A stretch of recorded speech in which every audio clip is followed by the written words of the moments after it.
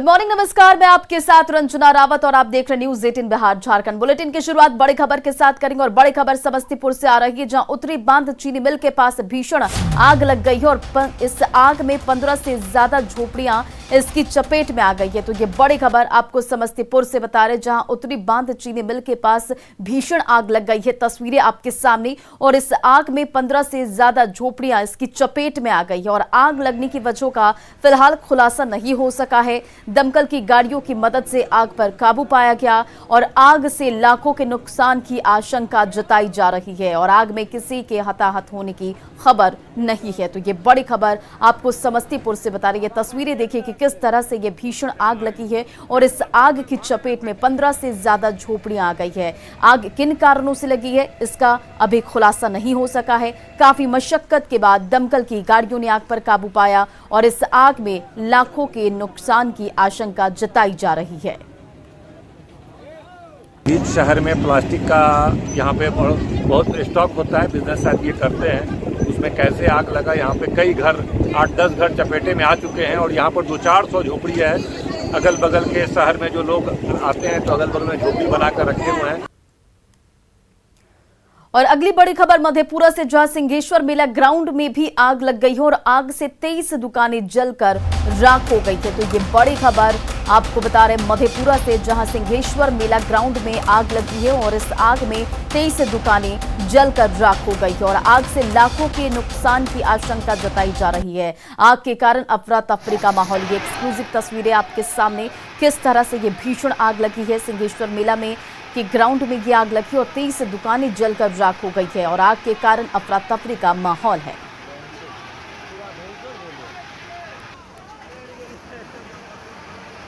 मधेपुरा से ये तस्वीरें आपको दिखा रहे हैं, जहां सिंहेश्वर मेला ग्राउंड में भीषण आग लग गई है और इस आग में 23 दुकानें जलकर राख हो गई है। आग के कारण अफरा तफरी का माहौल है और लाखों के नुकसान की आशंका जताई जा रही है।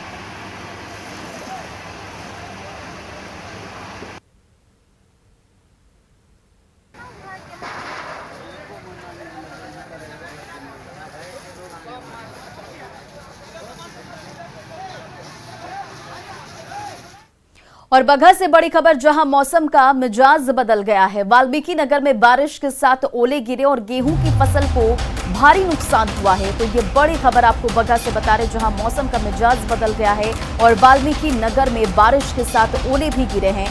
गेहूं की फसल को भारी नुकसान हुआ है। गर्मी से राहत, लेकिन किसान जो हैं वो परेशान नजर आ रही है। तस्वीरें देखिए वाल्मीकि नगर में, जहां बारिश के साथ ओले भी गिरे हैं। गेहूं की जो फसल है उसे भारी नुकसान हुआ है ओले की वजह से। गर्मी से राहत कहीं ना कहीं मिली है लोगों को, लेकिन किसान जो हैं वो परेशान हैं।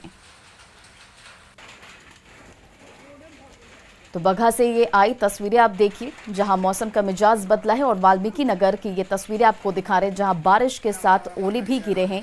गेहूं की फसल को भारी नुकसान हुआ है।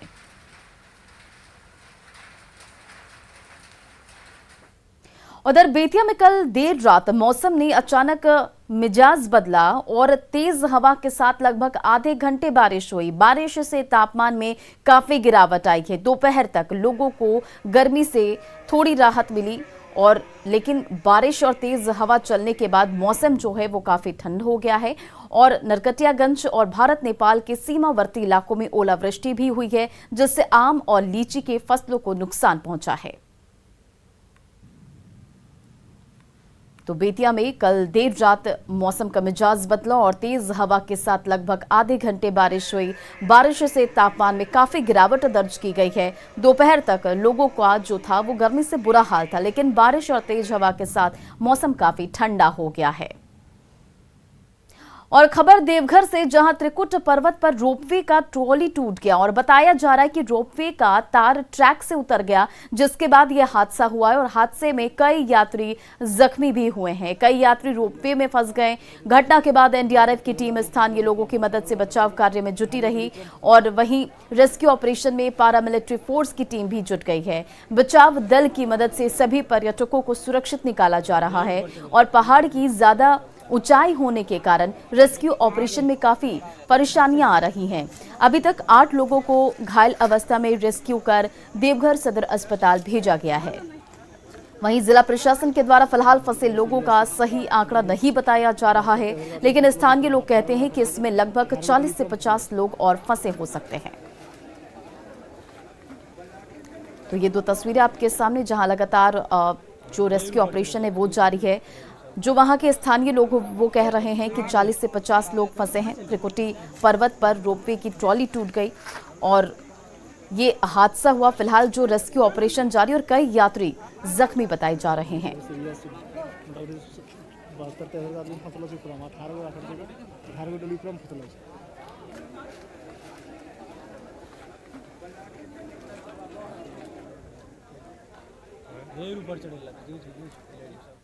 बोचहा उपचुनाव में जीत दर्ज करने के लिए एनडीए और आरजेडी ने पूरी ताकत झोंक दी है। चुनाव प्रचार के आखिरी दिन बोचहा में एनडीए की तरफ से नेताओं की फौज उतर आई। खुद मुख्यमंत्री नीतीश कुमार ने एनडीए उम्मीदवार बेबी कुमारी के लिए वोट मांगा।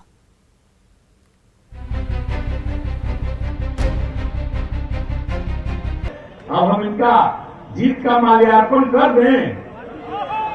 हाथ उठा के बोलिए।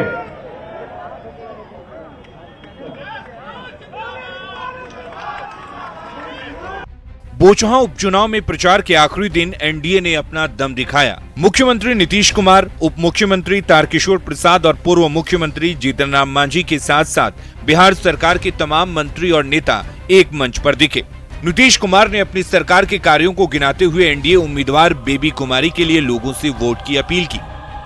आप जान लीजिए कि बचा उचा काम सब होता रहेगा और आगे बढ़ाएंगे तो बेबी कुमारी को जिताइएगा। यही हम आप सब लोगों से अपील करने आए। तो क्या उम्मीद करें भाई, बेबी कुमारी को जिताइएगा ना? हाथ उठा के बताइए। तो माल्यार्पण कर दें, इनका कर दें। एनडीए नेताओं ने खासकर पूर्व मुख्यमंत्री जीतन राम मांझी ने नीतीश सरकार के विकास कार्यों को गिनाने के साथ ही लालू राबड़ी शासन की खामियां भी गिनाई।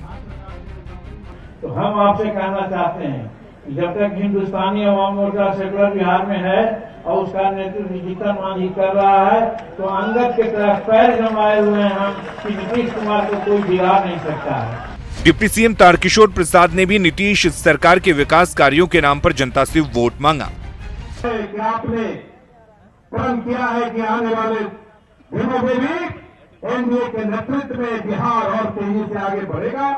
इसी आशा और आकांक्षा के साथ आपसे अपील करने आए हैं कि आप कमल निशान पर वोट देकर एनडीए को मजबूत करने का काम करेंगे। बोचहा में बीजेपी की बेबी कुमारी, आरजेडी के अमर पासवान और वीआईपी की गीता देवी के बीच मुख्य मुकाबला है। एनडीए नेताओं ने एक मंच पर इकट्ठा होकर अपनी एकजुटता दिखा दी है, बाकी तो जनता मालिक है। न्यूज़ 18 के लिए मुजफ्फरपुर से आनंद अमृतराज की रिपोर्ट। विधानसभा उपचुनाव के लिए प्रचार के आखिरी दिन तेजस्वी यादव ने सरकार पर जमकर निशाना साधा। तेजस्वी ने महंगाई का मुद्दा उठाते हुए कहा कि लोग परेशान हैं। तेजस्वी ने कानून व्यवस्था को लेकर भी सरकार पर निशाना साधा।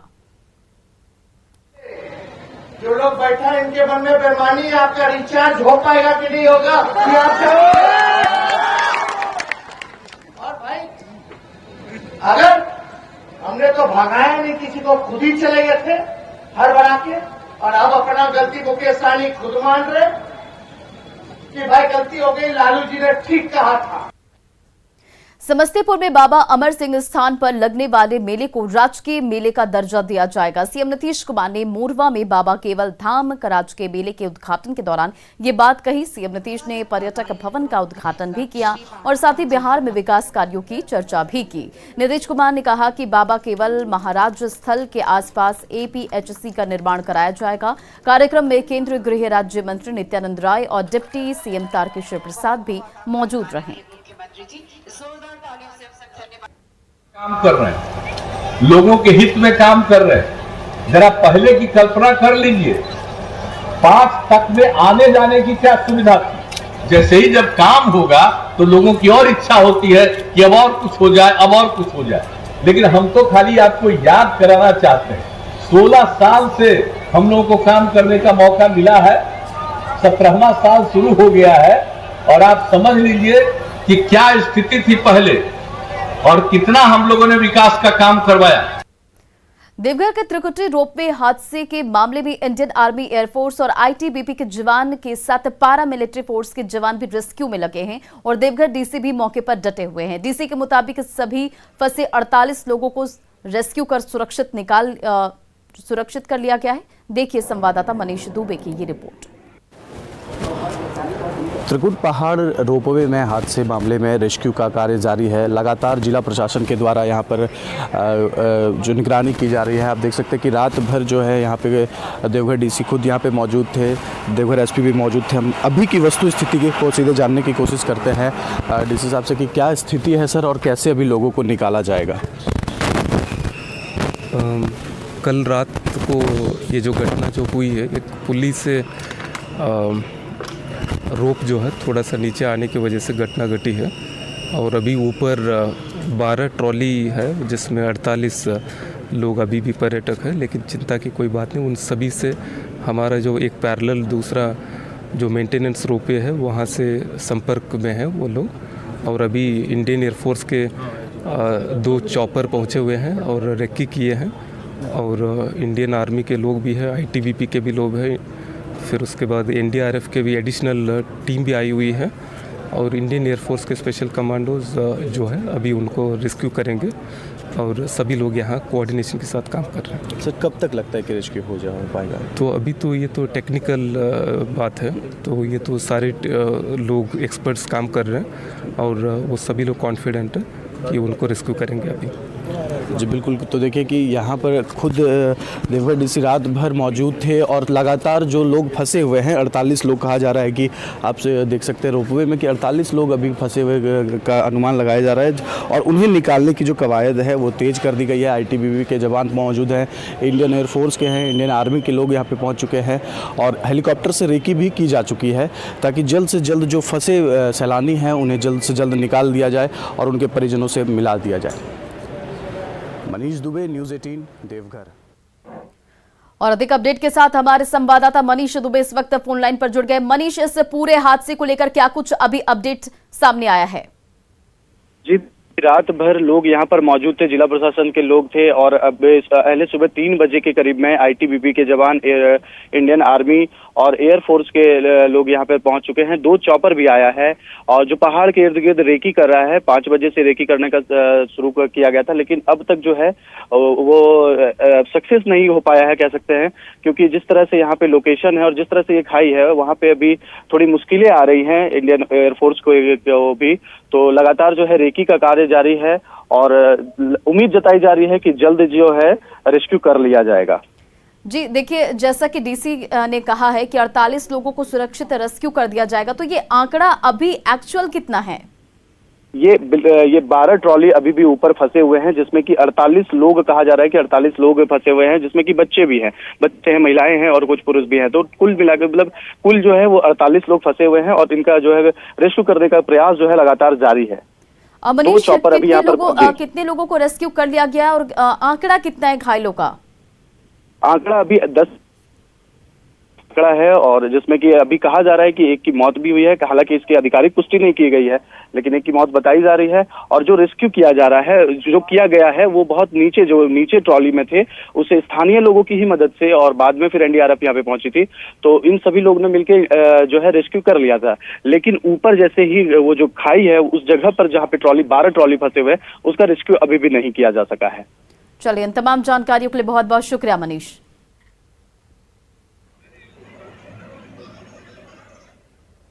बढ़ते आगे और इधर लोहरदगा में सदर थाना क्षेत्र के हिरही गांव में रामनवमी जुलूस पर पथराव के बाद आगजनी भी की गई और हालात बिगड़ता देख जिला प्रशासन ने पूरे इलाके में धारा 144 लागू कर दी है। वहीं झड़प के बाद राज्य सरकार ने पूरे लोहरदगा जिले में इंटरनेट सेवा को अगले आदेश तक के लिए बंद कर दिया है। इसी के साथ हालात सामान्य करने के लिए गांव में भारी संख्या में पुलिस बल की तैनाती भी की गई है और हिरही गांव में पुलिस छावनी में तब्दील नजर आ रहा है। वहीं बड़े अधिकारी लगातार क्षेत्र में भ्रमण कर रहे हैं।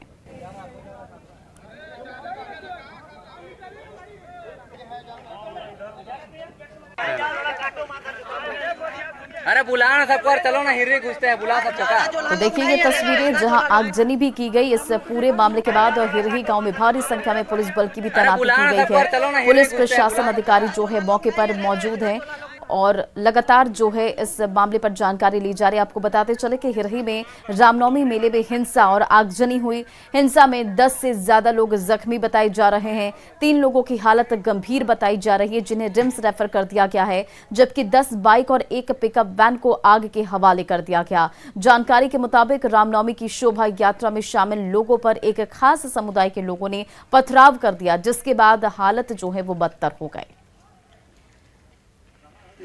तो देखिए ये तस्वीरें रामनवमी जुलूस में ये बताते चले कि एक समुदाय के लोगों ने हमला कर दिया, पथराव कर दिया, जिसके बाद जो माहौल बिगड़ गया। पूरे जिले में इंटरनेट की सेवा बंद कर दी गई है सरकार की तरफ से अगले आदेश की। और लोहरदगा से ये तस्वीरें देखिए, ये तस्वीरें कल की हम आपको दिखा रहे हैं जहां ये जुलूस निकला था रामनवमी को लेकर, जिसके बाद पथराव किया गया और पथराव के बाद हालत बिगड़े और अब जो है लोगों ने आगजनी कर दिया। पूरे इलाके में धारा 144 लागू कर दिया गया। आपको बताते चले कि इस हिंसा में 10 से ज्यादा लोग जो हैं वो घायल बताए जा रहे हैं। 3 लोगों की हालत गंभीर है जिन्हें रिम्स रेफर कर दिया गया है, जबकि 10 बाइक और 1 पिकअप वैन को भी आग के हवाले कर दिया गया है। ये तस्वीरें आपको दिखा रहे हैं लोहरदगा के हिरही में रामनवमी मेले में हिंसा और आगजनी हुई। कल की ये तस्वीरें लोहरदगा से जहां हिंसा में 10 से ज्यादा जो लोग हैं वो घायल बताए जा रहे हैं। आपको बताते चले कि शोभा यात्रा में शामिल लोगों पर एक खास समुदाय के लोगों ने पथराव कर दिया और जिसके बाद ये हालत बदतर हो गई।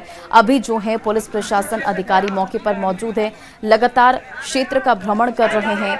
पूरी जो हिरही गांव है वो पुलिस छावनी में तब्दील नजर आ रही है। जो खबरें निकलकर सामने आ रही उसके मुताबिक आपको बता रहे हैं सारी जानकारी। इंटरनेट सेवा जो है लोहरदगा जिले में अगले आदेश तक के लिए बंद कर दिया गया है और इसी के साथ हालात जो है सामान्य करने के लिए गांव में भारी संख्या में पुलिस बल की भी तैनाती कर दी गई है। पूरे जिले में धारा 144 लागू कर दिया गया है। और अधिक अपडेट के साथ संवाददाता आकाश हमारे साथ फोन लाइन पर जुड़ गए। आकाश, क्या कुछ स्थिति अभी है?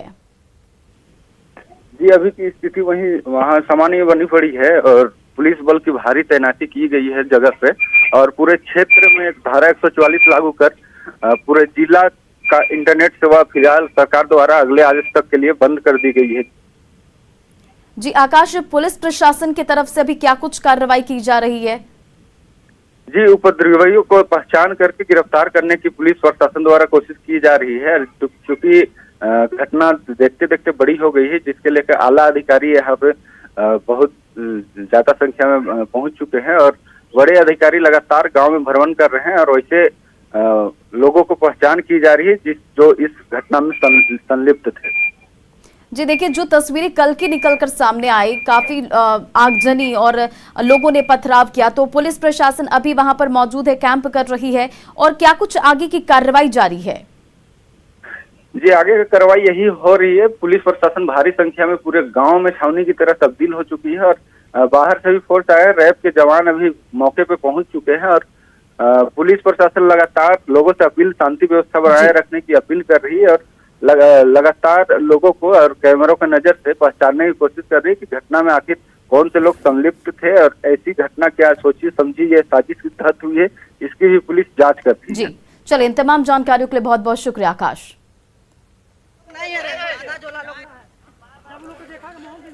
तो देखिए, ये बड़ी खबर आपको लोहरदगा से बता रहे, जहां पुलिस प्रशासन के प्रशासनिक अधिकारी मौके पर मौजूद है। आपको बताते चले कल की ये तस्वीरें आपके सामने, जहां रामनवमी की शोभा यात्रा में शामिल लोगों पर एक खास समुदाय के लोगों ने पथराव कर दिया, जिसके बाद जो हालात बिगड़ गए। अब पूरे इलाके में इंटरनेट सेवा बाधित कर दी गई है और पूरे इलाके में धारा 144 लागू कर दी गई है और फिलहाल जो स्थिति है वो सामान्य होती नजर आ रही है, लेकिन पुलिस प्रशासन लगातार कैंप कर रही है।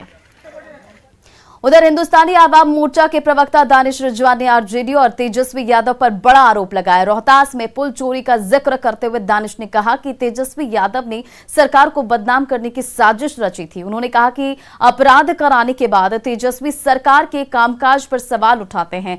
दानिश ने बिहार के 70% आपराधिक घटनाओं में आरजेडी नेताओं का हाथ होने का आरोप लगाया है। देखिए, राजद नेता पहले अपने कार्यकर्ताओं से सरकारी काम में बाधा पहुंचाते हैं, अपराध कराते हैं और उसके बाद नेता प्रतिपक्ष ट्वीट करते हैं कि भाई फला घटना बिहार में घट गई। अब रोहतास के ही मामले को देख लीजिए। पहले राजद नेताओं ने अपने कार्यकर्ताओं से सरकारी पुल की चोरी करवाई, फिर नेता प्रतिपक्ष तेजस्वी यादव जी ने ट्वीट किया और कहा कि देखिए भाई यहां पुल चोरी हो जाता है, और जब पकड़े गए तो अब चुपचाप बैठे हैं। देखिए, बिहार में जो आपराधिक वारदात हो रहे हैं उसमें 70% आपराधिक वारदात में राष्ट्रीय जनता दल के कार्यकर्ताओं का हाथ है। सरकार को बदनाम। हिंदुस्तानी आवाम मोर्चा के प्रवक्ता दानिश रिजवान आरजेडी और तेजस्वी यादव पर हमला बोल रहे हैं, लेकिन रोहतास के एसपी के मुताबिक सिंचाई विभाग के एसडीओ और कर्मचारियों की मिलीभगत से लोहे के पुल की चोरी हुई थी। पुलिस ने एसडीओ सहित 8 लोगों को गिरफ्तार किया है और इनमें आरजेडी के स्थानीय कार्यकर्ता भी शामिल हैं। रोहतास के एसपी ने बताया कि सिंचाई विभाग के कर्मचारी अरविंद कुमार की देखरेख में पुल को काटा गया। एसपी ने बताया कि चोरी की घटना के मास्टरमाइंड सोन नहर अवर प्रमंडल नासरीगंज के एसडीओ राधेश्याम सिंह है। कैमूर के रहने वाले राधेश्याम सिंह के इशारे पर ही पूरे घटना को अंजाम दिया गया। इस कांड में अमियावर गांव के आरजेडी नेता कल्याण भारद्वाज की भी संलिप्तता बताई जा रही है। वहीं अपराधियों ने से 10,000 रुपए लेकर इस कांड को अंजाम दिया था। अपराधियों के पास से पुलिस ने 3,100 रुपए नकद भी बरामद किया है। अवर प्रमंडल है, उसके जो एसडीओ हैं राधे श्याम सिंह, और उनके इशारे पर अन्य अपराध कर्मियों के द्वारा इस मामले को, इस घटना को कारित किया गया है। तो इस मामले में एसडीओ जो हैं राधे श्याम सिंह, उनकी गिरफ्तारी की गई है। साथ में 7 अन्य अपराधियों की भी गिरफ्तारी की गई है, जिनके नाम है राधे श्याम सिंह जो एसडीओ सोन नहर अवर प्रमंडल नासरीगंज है। उसके अलावा अरविंद कुमार जो कि वो भी सिंचाई विभाग के कर्मचारी हैं, मौसमी कर्मचारी, नहर विभाग सिंचाई विभाग के कर्मचारी हैं, जो कि नासरीगंज थाना क्षेत्र के ही रहने वाले हैं। और फिलहाल इस बुलेटिन में इतना ही। बने रहे आप न्यूज़ 18 बिहार झारखंड के साथ।